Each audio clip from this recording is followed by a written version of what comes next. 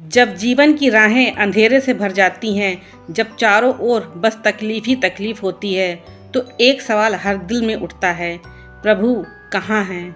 अगर वो हमसे प्रेम करते हैं तो मुसीबत में आकर बचाते क्यों नहीं? जब हमने दुआ की, रोए, गिड़गिड़ाए तो कोई जवाब क्यों नहीं मिला? आज हम इसी सवाल का सामना करेंगे, लेकिन इंसान की निगाह से नहीं, परमेश्वर की योजना की गहराई से।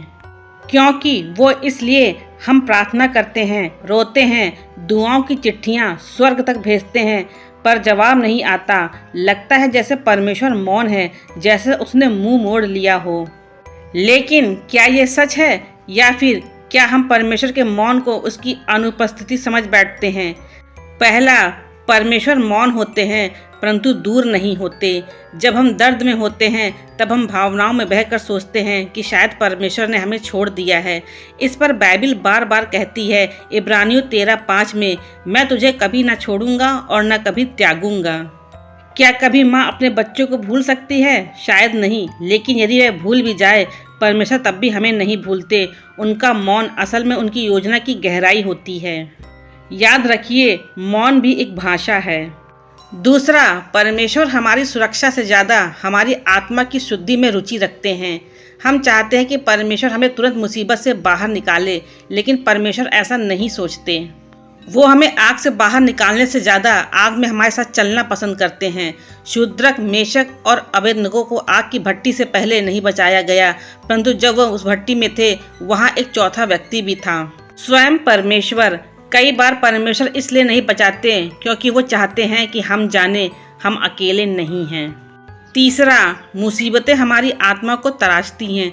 सोने को चमकदार बनाने के लिए आग में तपाया जाता है, वैसे ही इंसान की आत्मा को परमेश्वर मुसीबतों के माध्यम से तैयार करते हैं।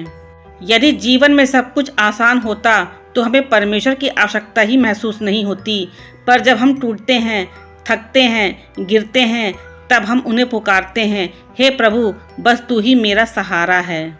यहीं से शुरू होता है एक सच्चा, गहरा और व्यक्तिगत रिश्ता। चौथा, परमेश्वर का समय हमारे समय से भिन्न होता है।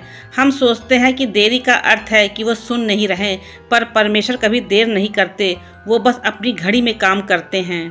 मरियम और मार्था ने यीशु से कहा, यदि तू पहले आ जाता तो हमारा भाई लाजर नहीं मरता। लेकिन यीशु जानबूझकर 4 दिन देर से आया ताकि वह सिर्फ चंगाई न करे बल्कि पुनरुत्थान का चमत्कार दिखाए।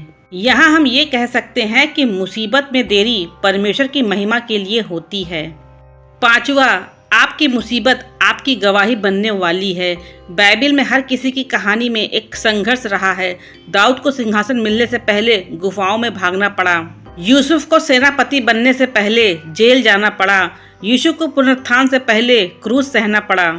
मुसीबत अंत नहीं है, ये शुरुआत है उस कहानी की जिसमें परमेश्वर की महिमा प्रकट होने वाली है।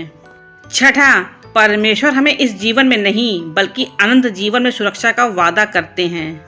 बहुतों बार हम परमेश्वर से यह अपेक्षा करते हैं कि हमें हर तकलीफ, हर बीमारी, हर हानि से बचाए, लेकिन बाइबिल कहती है यूहन्ना 16:33 में, इस संसार में तुम्हें कष्ट होगा, पर मैं संसार पर जय प्राप्त कर चुका हूँ। यीशु इसलिए नहीं आए कि हमें इस जीवन में आराम दे, बल्कि इसलिए कि हमें पाप से, मृत्यु से और अनंत नाश से बचा सकें। सातवां, प्रभु हमेशा कोई न कोई रास्ता बनाते हैं। कई बार जब एक रास्ता बंद होता है तो हम सोचते हैं अब कुछ नहीं हो सकता, लेकिन बाइबिल में लिखा है यशायाह 43:19 में, वह जंगल में भी मार्ग बना देता है और निर्जल भूमि में भी जलधारा बहा देता है। अगर तुम अभी अंधेरे में हो तो यह मत सोचो कि यह अंत है। शायद परमेश्वर तुम्हारे लिए एक नया मार्ग बना रहे हैं, वो मार्ग जो दुनिया नहीं देख सकती। आठवां, जब हम टूट जाते हैं तब परमेश्वर हमें सबसे अधिक गढ़ते हैं।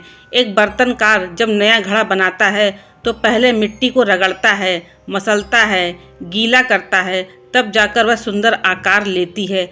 आप भी उस प्रक्रिया में हो सकते हो। मत डरो, मत हारो, मत सोचो कि परमेश्वर नहीं है, वो हैं, बस वो तुम्हें उस रूप में देख रहे हैं जिसमें तुम खुद को अभी देख नहीं पा रहे हो। मुसीबत में परमेश्वर क्यों नहीं बचाते? इसका उत्तर ये है, क्योंकि वह कुछ बड़ा, कुछ पवित्र, कुछ अनंत तैयार कर रहे हैं। वो आपको दुनिया से नहीं, दुनिया की सीमाओं से ऊपर उठाकर अपनी योजना में शामिल करना चाहते हैं। जब अगली बार आप मुसीबत में हो तो ये मत कहिए प्रभु तू कहाँ है, बल्कि कहिए प्रभु तू इस तूफान में क्या सिखा रहा है, इस आग में तू मुझे किस रूप में गढ़ रहा है। क्योंकि अंत में परमेश्वर कभी देर नहीं करते, कभी गलती नहीं करते और कभी लोगों को अकेला नहीं छोड़ते। यशायाह 40:31 में लिखा है, वो जो यहोवा की आशा करते हैं वे नया बल प्राप्त करेंगे।